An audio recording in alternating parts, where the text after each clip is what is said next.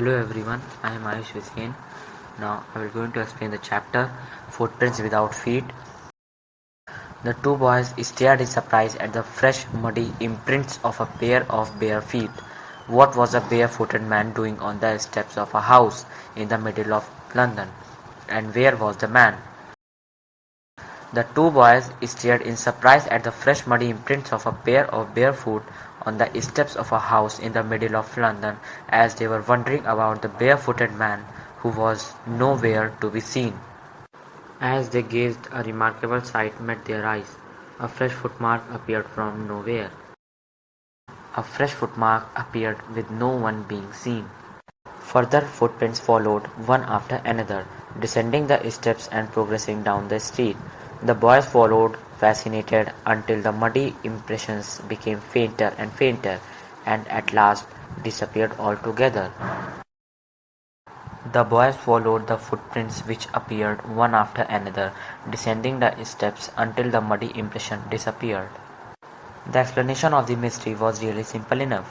The bewildered boys had been following a scientist who had just discovered how to make the human body transparent.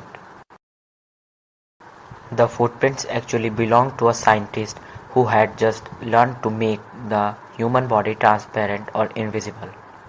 Griffin, the scientist, had carried out experiment after experiment to prove that the human body could become invisible. Finally, he swallowed certain rare drugs and his body became as transparent as a sheet of glass, though it also remained as solid as glass. The scientist, who had carried out experiment after experiment, now was able to make his body transparent after swallowing certain rare drugs. Brilliant scientist though he was, Griffin was rather a lawless person. His landlord disliked him and tried to eject him. In revenge, Griffin set fire to the house. To get away without being seen, he had to remove his clothes.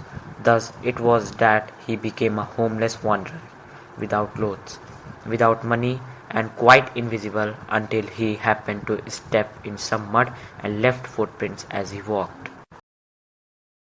The name of the scientist was Griffin, who despite being a brilliant scientist was a lawless person. Once he had set the house of his landlords on fire when he tried to make him leave the house.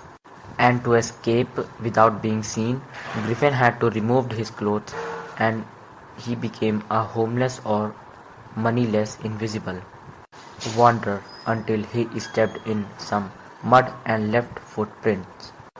He escaped easily enough from the boys who followed his footprints in London, but his adventures were by no means over.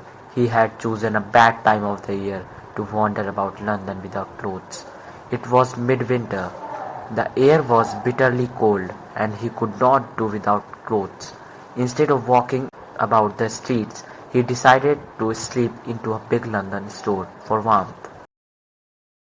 He easily escaped from the boys, but there were other problems. The weather was too cold to be clothless as he was. He decided to go inside a big London store for warmth. Closing time arrived, and as soon as the doors were shut, Griffin was able to give himself the pleasure of clothing and feeding himself without regard to expense. He broke open boxes and wrappers and fitted himself out with warm clothes. Soon, with shoes, an overcoat, and a wide-brimmed hat, he became a fully dressed and visible person. In the kitchen of the restaurant, he found cold meat and coffee, and he followed up the meal with sweets and wine taken from the grocery store. Finally, he settled down to sleep on a pile of quilts. When the store closed, Griffin broke open boxes and wrappers and wore warm clothes, shoes, and a hat. With clothes on, he became visible. In the kitchen of the restaurant, he found cold meat and coffee, and he added on with some sweets and wine, and then fell asleep on a pile of quilts. If only Griffin had managed to wake up in good time, all might have been well. As it was, he did not wake up until the assistants were already arriving next morning. When he saw a couple of them approaching, he panicked and began to run. They naturally gave chase. In the end, he was able to escape only by quickly taking off his newly found clothes. So, once more, he found himself invisible but naked in the chill January air. The next morning, before he could wake up, the assistant arrived. When two of them came in his direction, he panicked and started to run, and he was followed by the men. Griffin had to be naked and invisible again to escape from them. This time he decided to try the stock of a theatrical company in the hope of finding not only clothes but also something that would hide the empty space above his shoulders. Shivering with cold, he hurried to Drury Lane, the center of the theater world. Then he decided to go to a theatrical shop to find some clothes as well as something to hide the empty space above his shoulders. He soon found a suitable shop. He made his way invisible upstairs and came out a little later wearing bandages around his forehead, dark glasses, false nose, big bushy side whiskers, and a large hat.